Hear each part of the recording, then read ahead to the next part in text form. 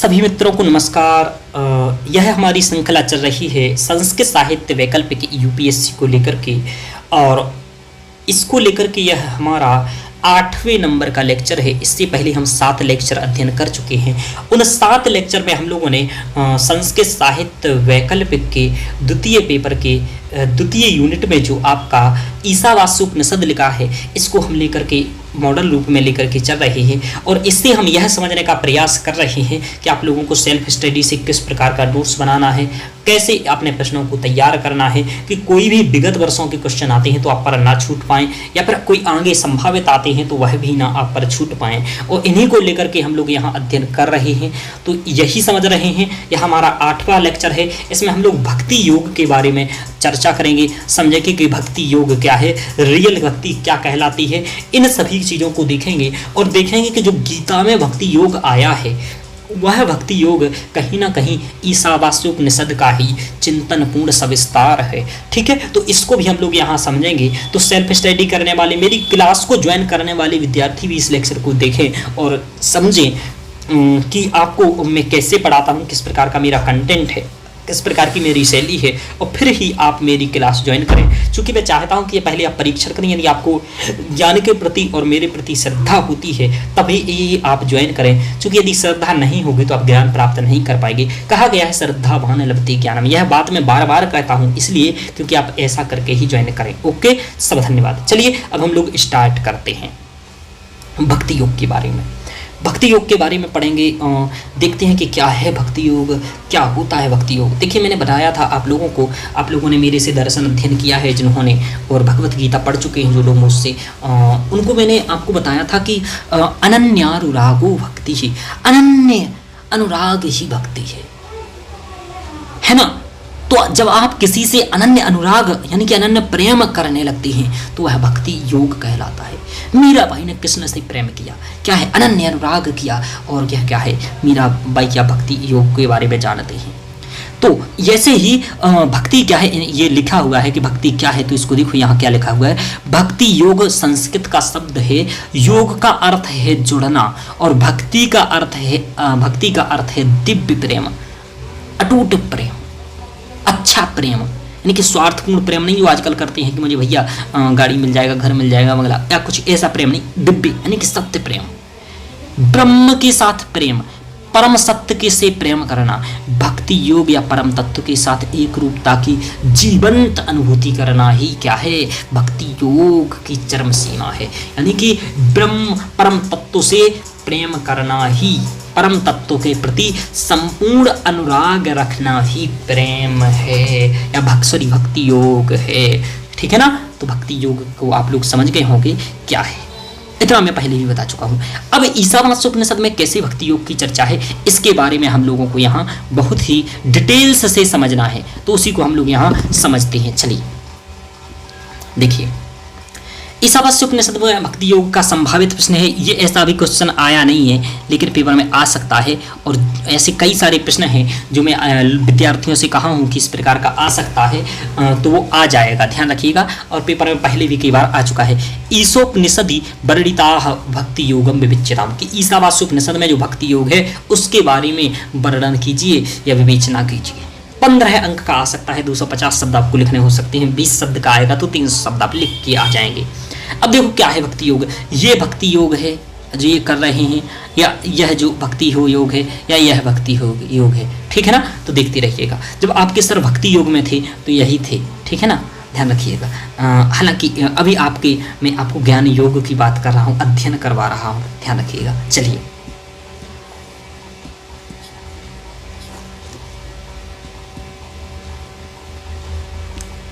अब देखिए यहाँ कि क्या है भक्ति योग, क्या यहाँ बात की जा रही है उपनिषद में। उपनिषद में क्या भक्ति योग की चर्चा है, जिसको गीता में सविस्तार कर दिया गया है। आप लोग गीता का भक्ति योग तो पढ़ चुके हैं, अब यहाँ देख लीजिए। ईशावास्योपनिषद के अंतिम मंत्र में क्रांतिदर्शी ऋषि ने उस परम तत्व के प्रति कृतज्ञता ज्ञापित करते हुए भक्ति योग की शिक्षा को निरूपित किया है। यानी कि यहाँ जो ऋषि हैं, दध्यड़ ऋषि हैं, अथर्वण ऋषि हैं, इन्होंने परम तत्व के प्रति कृतज्ञता ज्ञापित की है। चूंकि यह जो मंत्र मैं पढ़ा रहा हूँ यह ईशावास्योपनिषद का अंतिम मंत्र है और यही आपका लगभग लेक्चर है, लास्ट लेक्चर है। इसके बाद शायद एक लेक्चर और चूंकि मैं बना सकता हूँ जो कि इसके महत्व को लेकर के हो सकता है, और भी जो महत्वपूर्ण इस उपनिषद के संदर्भ में बातें होंगी उनके बारे में होगा, तो एक लेक्चर और होगा इसको लेकर के। बाकी आप लोगों को इतना ही कंटेंट याद रखना है और इसी के महत्व को समझ लेना है। तो अगला लेक्चर कुछ दिन में और आ जाएगा, तो भी आपको इतना ही ध्यान रखना है, ध्यान रखिएगा। तो यानी कि यहाँ ऋषि ईश्वर के प्रति कृतज्ञता ज्ञापित कर रहे हैं, यानी कि समर्पण कर रहे हैं। और मैंने बताया कि अनन्य अनुराग ज्ञापित कर रहे हैं। तो अनन्य अनुराग या समर्पण करना ही क्या है? आपका भक्ति योग का मार्ग है। अभी आपको दिखाएंगे कि अर्जुन से कृष्ण क्या कहते हैं, उसकी भी चर्चा यहाँ बताएंगे, कैसे आपको समर्पण दिखता है। ठीक है ना, वहाँ वो कहेंगे, है ना, अभी बताएंगे आपकी क्या अर्जुन कृष्ण से कहते हैं, वो संवाद क्या है, उसके बारे में चर्चा करेंगे। अभी जो चल रहे हैं उसी के बारे में करते हैं। ऋषि कहते हैं और मंत्र क्या है वह देख लीजिए। यहाँ यह मंत्र है, अग्ने नय सुपिथाराये अस्मान विश्वानि देव वयुनानि विद्वान युयोध्य यस्म जुहराणाम मेनो भूयिष्ठाम ते नमः उक्तिम विधेम। ध्यान रखिएगा, ठीक है ना। ऐसा आपको ये मंत्र है, ये श्लोक नहीं है ना, मंत्र है। मंत्र की वह 3 से पढ़ना होगा यदि आप चाहें, ऐसे भी पढ़ सकते हैं। हरे ओम अग्ने नाय सौपथाराये अस्मान विश्वानि देव वयुनानि विद्वान योध्यस्मज्जहराणामेनो भूयिष्ठान्ते नमः उक्तिम विधेम। इस प्रकार आप इसका अध्ययन कर सकती हैं। हालांकि ऐसा आपको बताना नहीं है, ये पंडितों की भांति, ठीक है। यहाँ ध्यान रखिएगा, ये सामान्य आप पढ़ के बताएंगे। अग्नि नय सुतारा है अस्मान विश्वानि देव वयुनानि विद्वान योध्यस्म वज्जुहराणाम मेनो भूयिष्ठान्ति नमः उक्तिम विधेम। ध्यान रखिएगा। अब क्या कह रहा है मंत्र? मंत्र के अर्थ को हम लोगों को समझना है, इसमें क्या कहा जा रहा है। अब इसके मंत्र को हम समझ लेते हैं, क्योंकि ये चूंकि कठिन मंत्र है इसलिए मैं इसके शब्दार्थ को यहाँ लाया हूँ साथ में कि आप समझ पाए। कहते अग्नि, यानी कि हे अग्निदेव, यहाँ लिख करके इसलिए लाया हूँ कि आप लोगों को लिखा हुआ मिल जाए, समझ पाए, आप लोग समझने पर ज्यादा फोकस कर पाए। ध्यान रखिएगा, हे अग्निदेव, हे अग्नि यानी कि हे अग्निदेव, अस्मान यानी कि मुझे, अस्मान यानी कि मुझे, राये यानी कि राय यानी कि राय यानी कि संपत्ति यानी कि उन्नति यानी कि परम तत्व की प्राप्ति के सुपथा यानी कि सुंदर मार्ग पर, नय यानी कि ले चलो, नय यानी कि ले चलो, यानी कि अग्नि अस्मान राये सुपिता नय यानी कि हे अग्निदेव, मुझे उन्नति के लिए, परम तत्व की प्राप्ति के लिए, संपत्ति की प्राप्ति के लिए या किसी भी साध्य की प्राप्ति के लिए सन्मार्ग यानी कि श्रेष्ठ मार्ग, सुपथा यानी कि सुंदर जो पथ हो वह है सुपथ, सुंदर मार्ग पर ले चलो हे प्रभु। हे अग्निदेव, हे अग्निदेव, मुझे संपत्ति या उन्नति के लिए, परम तत्व की प्राप्ति के लिए सन्मार्ग यानी कि सत्य के मार्ग की बात करा है, सत्य मार्ग पर ले चलो। इससे पहले वाले श्लोक में सत्य दर्शन की बात की थी, जहां कहा था कि सोने के पात्र को दूर करके मुझे सत्य के दर्शन करवा दीजिए, ऐसा कह रहा था, है ना। आपको बताया था मैंने, वहां आप लोगों ने देखा था। चलिए अब यहाँ कह रहे हैं कि हे अग्निदेव, मुझे संपत्ति उन्नति के लिए परम तत्व यानी कि श्रेष्ठ मार्ग पर ले चलो। अग्नि अस्मान राये सुपथा नय, देव आगे कहते हैं देव, देव हे देव, देव यानी कि हे देव, आप विश्वान यानी कि संपूर्ण विश्व के, हे देव, देव विश्वान यानी कि आप संपूर्ण देव के, वयुनानि यानी कि सभी प्रकार के कर्मों के और धर्मों के। तो हे देव, आप सभी प्रकार की, सभी संपूर्ण विश्व के सभी प्रकार के कर्मों के विद्वान यानी कि जानने वाले हैं। तो हे देव, आप सभी प्रकार के धर्मों और कर्मों को जानने वाले हैं, इसलिए हे अग्निदेव, मुझे उन्नति के लिए सन्मार्ग पर ले चलो, उन्नति के लिए सन्मार्ग पर ले चलो। हे देव, आप संपूर्ण विश्व को जानने वाले हैं, संपूर्ण कर्मों और धर्मों को जानने वाले हैं, इसलिए आप मुझे सन्मार्ग पर ले चलो। आगे कह रहे हैं अस्मान एन जुहराणाम, देखो अस्मान एन जुहराणाम, ध्यान रखिएगा, जुहराणाम। चलिए आसमान, देखो ये लिखा है आसमान शब्द आपको दिखा कि नहीं दिखा, ये लिखा है आसमान, एन आसमान जुहराणाम, ठीक है, जुहराणाम ये लिखा है, ध्यान रखिएगा। इसका मतलब है आसमान का मतलब है आसमान यानी कि मेरे, आसमान यानी कि मेरे, एन यानी कि इन सभी पापों को, जुहराणाम यानी कि पापों को, अशुभ कर्मों को, मेरे इन सभी अशुभ कर्मों को, जो भी मैंने गलतियां की हैं उन कर्मों को, आसमान एन जुहराणाम, मेरे इन सभी पापों को, अशुभ कर्मों को, योधि दूर करो, नष्ट करो, मेरे इन सभी पापों को दूर करो, योधि है ना, दूर करो, एना आसमान एनम जुहराणाम योधि, मेरे इन सभी दुष्कर्मों को, पापों को दूर करो, ऐसे अग्निदेव से प्रार्थना कर रहे हैं। और आप ऐसा करेंगे, यदि मेरे पापों को दूर करेंगे तो ते यानी कि तुम्हारी मैं भूयिष्ठाम नमः उक्तिम विदेम, मैं तुम्हारी बारंबार अत्यधिक प्रार्थना करूंगा, नमस्कार करूंगा, पूजा करूंगा। जैसे हम लोग नहीं कहते हैं हे भगवान हमारा IAS निकाल दो, हमें पेपर में पास कर दो, दही पूड़ी खा के जाते हैं, है ना, यानी कि दही खा के जाते हैं, हे भगवान मेरा पेपर निकाल दो, ध्यान रख रहे हैं, देख पा रहे हैं। तो ऐसे आप करते हैं, तो ऐसे ये कह रहे हैं कि हे अग्निदेव आप मुझे संपत्ति या उन्नति के मार्ग पर ले चलो, श्रेष्ठ सन्मार्ग पर ले चलो, क्यों ले चलो, क्योंकि हे देव आपने संपूर्ण विश्व को देखा है, सभी प्रकार के मार्गों को देखा है, सभी प्रकार के मार्गों को जानने वाले हो, इसलिए मेरे इन सभी पापों को और अशुभ कर्मों को दूर करो, विद्वान आसमान एन जुहराणाम योधि दूर करो, तो इसलिए मैं ते भूयिष्ठाम नमः उक्तिम विदेम, मैं तुम्हारी बारंबार अत्यधिक प्रार्थना करूंगा, पूजा करूंगा, नमस्कार करूंगा, तुम्हारा ध्यान करूंगा, ऐसा कह रहे हैं इस मंत्र में। तो इस मंत्र के अर्थ को आप लोग समझ गए हैं, इसलिए मैंने समझा दिया है क्योंकि ये आगे पढ़ना है। तो ठीक है, ये लास्ट मंत्र है, इसको आप समझ गए हैं, ध्यान रखिएगा। तो यहाँ हम लोग चल रहे थे कि अब यहाँ पेपर में अर्थ वगैरह सामान्य बताना होता है, एक एक ज्यादा शब्दों के चक्कर में नहीं पढ़ना है आपको, तो ऐसे सामान्य अर्थ समझ लीजिए, हालांकि इसका मैंने बहुत अच्छे से आपको अर्थ बता दिया है, इससे ध्यान रखिएगा। तो ये कहते हैं कि भक्ति योग की शिक्षा निरूपित करते हुए कहते हैं अग्नि नय सुप्तार आये अस्मान विश्वानी देव वायुनानि विद्वान योध्यस्म जुहराणाम मेनो भूयिष्ठाम तेनः उक्तिम विधिम।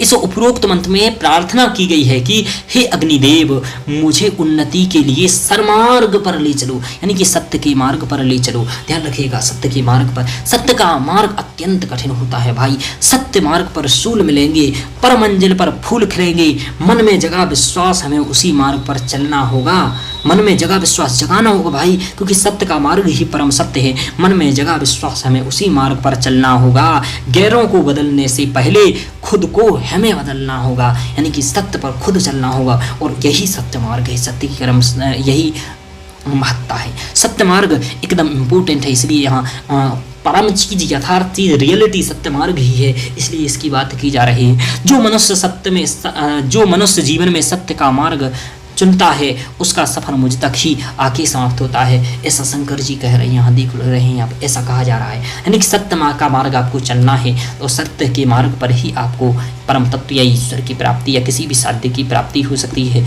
आत्म खुशी ही हो सकती है, क्योंकि आप कह रहे हैं कि हमें सन्मार्ग पर ले चलो, क्योंकि हे देव आप समस्त जगत को जानने वाले हैं तथा सभी प्रकार के कर्मों और धर्मों को जानने वाले हैं, इसलिए हे देव आप हमारे कुटिल कर्मों व दुष्कर्मों को दूर करिए, जो कि आप अपनी समझ चुके हैं, दूर करिए, करने का कर दीजिए, इसके लिए मैं आपकी बारंबार स्तुति करूंगा, मैं आपकी बारंबार पूजा करूंगा, ऐसा इस उपरोक्त मंत्र में बताया गया, चूंकि आप लोग पढ़ चुके हैं। इस मंत्र के नेपथ्य में सन्मार्ग के गमन की परिचर्चा की गई है, बहुत बड़ा संदेश दिया गया है सत्य मार्ग की। महात्मा बुद्ध भी कहते हैं सत्य के मार्ग पर चलते हुए कोई दो ही गलतियां कर सकता है, एक तो यह कि पूरा रास्ता वह तय ना करे, दूसरा यह कि वो शुरुआत ही ना करे, यानी कि आपको सत्य के मार्ग की शुरुआत करनी होगी और उस पर शुरुआत करने के बाद दृढ़ संकल्प करके चलना भी होगा। इस मंत्र के नेपथ्य में सन्मार्ग की चर्चा की गई है। वस्तु यह सत्य ही है कि आज भी सत्य मार्ग का चयन अथवा निर्देशन दुर्लभ है, यानी कि कोई ऐसा मुश्किल मिल पाता है कि जो आपको सत्य मार्ग का भाई बता रहा हो कि ये सही मार्ग है, इस पर चले जाइए, कहीं आपको लूटा जा रहा है कुछ में या कुछ किया जा रहा है, बहुत कम है जो सत्य के मार्ग पर चलते हैं। बाकी हमारे तो विद्यार्थी जानते हैं कि मैं क्या कर रहा हूँ उनके साथ, कैसे उनको अध्ययन करवा रहा हूँ, कमेंट करके बताएंगे भी आप हमारे विद्यार्थी यहाँ कैसे क्या चल रहा है, जो सुनेंगे ध्यान रखिएगा। कि कैसे हम लोग पढ़ा रहे हैं, क्या कर रहे हैं, ध्यान रखिएगा। तो ये मैंने आपको यहाँ बताया कि कैसे सत्य मार्ग मतलब आज भी यह दुर्लभ है। गांधी जी इसके बारे में कहते हैं, गांधी जी का सत्य अहिंसा बहुत इंपॉर्टेंट है, सत्य के प्रयोग आत्मकथा, ऐसी उनकी आत्मकथा है, लिखा हुआ है गांधी जी। तो गांधी जी भी इसी परिस्थिति के संदर्भ में कहते हैं कि जब कोई मार्ग दिखाई ना दे, यानी कि आपको समझ में ना आ रहा हो क्या करें, तब किसी महान व्यक्ति द्वारा गमन किए गए या अथवा सुझाए गए मार्ग पर चल देना चाहिए। चूंकि उस महान व्यक्ति ने यदि उस मार्ग का चयन किया होगा तो कुछ तो उसके तर्क होंगे, कुछ तो उसके चिंतन होंगे और उस पर आप चल सकते हैं। तो इस प्रकार का आपको करना चाहिए और जो कि आपको बेहतर रहेगा। चूंकि आपका दिमाग नहीं चल रहा है, समझ में नहीं आ रहा, इसलिए कहा गया महाजनो येन गथा सपन था। जब आपको कोई मार्ग समझ में ना आ रहा हो तो किसी महान व्यक्तित्व का जना हुआ मार्ग चुन लें, तो उसको आप चुनेंगे तो आप सत्य के मार्ग पर चल पाएंगे, समझ पाएंगे। ऐसे ही यहाँ चाहे आप महात्मा बुद्ध का मार्ग चुन लें, आप चाहें तो यहाँ सुभाष चंद्र बोस का मार्ग चुन लें, या सत्य अहिंसा, देखिए जैन धर्म की भी बड़ी चर्चा है ना। तो इन सभी का किसी को मार्ग को आप चयन कर सकते हैं, समझ में ना आ रहा हो तो ध्यान रखिएगा। इस मंत्र में स्पष्ट द्योतित हो रहा है कि वस्तुतः अंतिम साध्य तो सन्मार्ग ही होता है, यानी कि हम लोग कुछ भी कर लें लेकिन अंतिम चीज जो सत्य है वह तो सत्य है ही, और अंतिम साध्य भी सत्य ही है, यानी कि सत्य ही इस संसार को चला रहा है, वरना मत्स्य न्याय की परिकल्पना हो जाएगी, यानी कि बड़ी मछली हर छोटी मछली को खाएगी, हर बड़ा व्यक्ति छोटे को दबाएगा। इसको ठीक करना है यदि राज्य की परिकल्पना ही आचार्य चाणक्य के अनुरूप मत्स्य न्याय की समाप्ति के लिए और सत्य की संस्थापना के लिए ही की गई थी, ध्यान रखिएगा। तो यह दिख रहा है कि सन्मार्ग ही है, यानी कि अंतिम साध्य सन्मार्ग ही है। इससे पूर्व में वर्णित मंत्रों द्वारा भी सत्यगमन की ही चर्चा रही है, जैसे कि हमने बताया था कि हिरण्यमयेन पात्रेण सत्यस्यापि हितं मुखम तत्त्वं पूषणवाब्रु सत्य धर्माय कल्पते, जो कि पिछला मंत्र पढ़ाया था, वहां बताया था कि हे पूषण देवता से वहां ऋषि प्रार्थना कर रहे थे, हे पूषण देवता आप इस चकाचौंध को यानी कि सोने के पात्र को इससे हटा दीजिए, जिससे कि मैं रियल जो इस पात्र में रखा हुआ है उसके दर्शन कर सकूं, रियल सत्य को समझ सकूं। आप दर्पण की धूल को हटा दीजिए, इसलिए मैं जब आप धूल को हटा देंगे तो मैं दर्पण में दर्पण देख सकूं या दर्पण में अपने चेहरे को स्पष्ट देख सकूं। तो ये पहले भी इस प्रकार की सत्य की इस उपनिषद में चर्चा है और इसी तथ्य को लेकर के गीता में भी आगे कहा गया है, ना सतो विद्यते भावो ना भावो विद्यते सतः, यानी कि सत्य का अभाव नहीं है और असत का कोई भाव नहीं है। इस प्रकार की गीता उपनिषदों में आगे भी परिचर्चा की गई है और इसी चीज के सविस्तार को आगे बढ़ाया गया है। ये बात मैं पहले भी बता चुका हूँ। जिस प्रकार कर्म व ज्ञान के बीज प्राप्त कर इस उपनिषदीय चिंतन को गीता में आगे बढ़ाया गया है, भक्ति योग भी आगे पहुंचाया गया है, ऐसे ही भक्ति योग को भी आगे बढ़ाया गया है। इसी मंत्र के सदृश ही गीता में कृष्ण स्वयं अर्जुन से कहते हैं कि अर्जुन सभी धर्मों का परित्याग कर मेरी शरण में आ जाओ, मैं तुम्हें सभी प्रकार के दुष्कर्मों से मुक्त कर दूंगा। यहाँ स्वयं ऋषि कह रहे हैं कि मुझे दुष्कर्मों से दूर कर दो, यहाँ स्वयं भगवान कह रहे हैं कि मैं तुम्हें दूर कर दूंगा। कृष्ण स्वयं अर्जुन से कह रहे हैं कि मैं तुम्हें दूर कर दूंगा, तुम क्या करो कि मेरे सभी धर्मों का परित्याग करके मेरी शरण में आ जाओ। देखो कह रहे हैं सर्वधर्मान परित्यज्य मामेकं शरणं व्रज अहम ताम सर्व पापेभ्यो मोक्षयिष्यामि मा शुचः। इसको मैं आपको गीता में समझा चुका था बहुत डिटेल से, लेकिन फिर भी बता दे रहा हूँ। सभी सर्वधर्मान परित्यज्य, सभी धर्मों का परित्याग करके आप एकमात्र मेरी शरण में आ जाइए। माम एकम शरणं व्रज, मेरी एकमात्र शरण में आ जाइए। व्रज यानी कि आ जाइए। अहम ताम सर्व पापेभ्यो, अहम यानी कि मैं, ताम यानी कि तुम्हारे सर्व पापेभ्यो, सभी प्रकार के जितने भी दुष्कर्म या पाप हैं उनको मोक्षयिष्यामि मा शुचः, मोक्ष मतलब मोक्ष कर दूंगा, माफ कर दूंगा और आपको मोक्ष की प्राप्ति करूंगा, यानी कि माफ कर दूंगा। ध्यान रखिएगा। इस प्रकार यहाँ भी देखिए समर्पण की बात है कि तू भाई अर्जुन समर्पण कर दे मेरे चरणों में, है ना, क्योंकि भाई भक्ति ही समर्पण का भाव है। लेकिन यहाँ भगवान कह रहे हैं, ध्यान रखिएगा, ये थोड़ा ठीक नहीं लग रहा है, लेकिन चलिए ठीक है जो भी है। तो इस प्रकार यहाँ कृष्ण के यहाँ भी भक्ति योग की चर्चा दिख रही है। तो यह सब इन्हीं उपनिषदीय चिंतन का आगे सविस्तार देख पा रहे हैं आप। इस प्रकार ऋषि ने भक्ति मार्ग के बीज निरूपित तो किए ही हैं इसमें, साथ ही मनुष्य मात्र के लिए कल्याणकारी सरमार्ग के चयन की शिक्षा भी प्रदान की है कि भाई आप लोगों को यदि जीवन में खुश रहना है तो अंततः सत्य का चयन तो करना ही पड़ेगा। इस प्रकार के उपनिषद का थोड़ा बहुत कोटेशन आप निबंध ऐसे इत्यादि में भी प्रयोग कर सकते हैं, ध्यान रखिएगा। तो यहाँ हम लोगों के लिए कल्याणकारी सन्मार्ग की चर्चा की शिक्षा प्रदान की है, जो कि सर्वथा प्रशंसनीय व हम लोगों के लिए उपादेय है। उस उसकी हम सदैव उसकी हमको प्रशंसा करनी चाहिए और हमको कृतार्थ किया है इस प्रकार के सत्य को मार्ग करके बता करके। और गांधी सत्य अहिंसा आप देख रहे हैं, जैन धर्म सत्य अहिंसा की बात करता है, बौद्ध सत्य अहिंसा की, और अंततः सत्य ही है, सत्यमेव जयते की बात आप लोग देते हैं, सत्य धर्माय कल्पते की बात आप समझते हैं, सत्येन धार्यते पृथ्वी सत्येन तपते रवि सत्येन वहति वायुश्च सर्वम सत्ये प्रतिष्ठितम, सब कुछ सत्य से प्रतिष्ठित है। इसलिए आपको इसको ध्यान रखना है कि सत्य ही परम है। और इसके पहले सत्य मार्ग की हम लोगों ने चर्चा की है, वहाँ भी हम लोगों ने समझा है, तो ठीक है, इसको आप लोग समझ चुके हैं। जैन दर्शन भी उत्तम सत्य धर्म की चर्चा करता है, तो ये भी आपको ध्यान रखना है। तो इस प्रकार हम लोगों ने देखा कि कैसे यहाँ भक्ति योग की चर्चा की गई है, और इसी भक्ति योग को आगे जाकर के गीता में और विस्तार में बताया गया है। तो शुरुआत में हम लोगों ने देखा भक्ति योग क्या है, भक्ति योग के बारे में हम लोगों ने इस मंत्र को समझा कि यह मंत्र क्या कह रहा है, और इस मंत्र को के जैसे ही हम लोगों ने समझा कि सत्य सन्मार्ग क्यों आवश्यक है, उस सन्मार्ग पर कैसे समस्याएं आती हैं। हमने ये कविता यहाँ बताया कि सत्य मार्ग पर सूल मिलेंगे, पर मंजिल पर फूल खिलेंगे, मन में जगा विश्वास हमें उसी मार्ग पर चलना होगा, गैरों को बदलने से पहले खुद को हमें बदलना होगा। ठीक है, तो इस प्रकार आपको ध्यान रखना है। तो इस प्रकार की आपकी चीज़ें का ध्यान रखना बताया मैंने। यहाँ मंत्र के बारे में बताया कि गांधी ने क्या कहा है कि आपको जब कुछ समझना आ रहा हो तो कैसे सत्य मार्ग का चयन करें। मैंने यहाँ गीता से भी आपको बताया कि गीता में भी इस प्रकार की चर्चा की गई है, कई प्रकार के महान व्यक्तित्व के बारे में उदाहरण देते हुए मैंने बताया, और मैंने बताया कि यह इसी प्रकार की गीता में बात है। और मैंने यह बताया न केवल यह गीता इत्यादि के लिए बीज प्रदान कर रहा है, बल्कि हम लोगों को भी सत्य की शिक्षा दे रहा है कि हम लोगों को सत्य ही अल्टीमेट हमारा गोल है, परम लक्ष्य है, लास्ट साध्य है, अंतिम साध्य है। तो इस प्रकार हम लोगों ने यहाँ भक्ति योग के बारे में समझा, और यह 18वां लास्ट ईसावास्य उपनिषद का मंत्र था जिसके बारे में हम लोग यहाँ अध्ययन कर चुके हैं। थोड़ी हो सकता है गति तेज रही हो, है ना, लेकिन फिर भी आप इसको एक दो बार सुन करके बहुत अच्छे से समझ सकते हैं। 2 बार आपको लेक्चर देख लेना चाहिए यदि आपको एक बार में समझ नहीं आ पा रहा है तो। वैसे एक बार में ही समझ जाएंगे क्योंकि इतना ज़्यादा मैं समझाता हूँ। चलिए, तो आप लोग ये समझ चुके हैं। जिसको मेरा बैच ज्वाइन करना है वह मेरे इस नंबर पर जानकारी ले सकता है। मैं संस्कृत ऑप्शन का आपको बैच पढ़ाता हूँ, संपूर्ण इसी प्रकार सिलेबस कवर कराता हूँ। वहाँ इतनी गति नहीं रहेगी, आराम से रहेगा।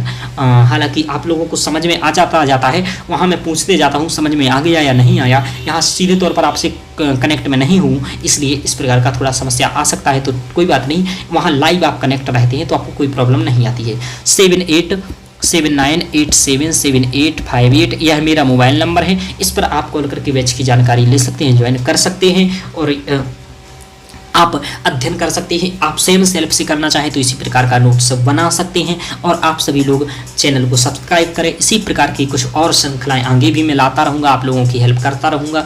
तो आपको ध्यान रखना है, चैनल को सब्सक्राइब करके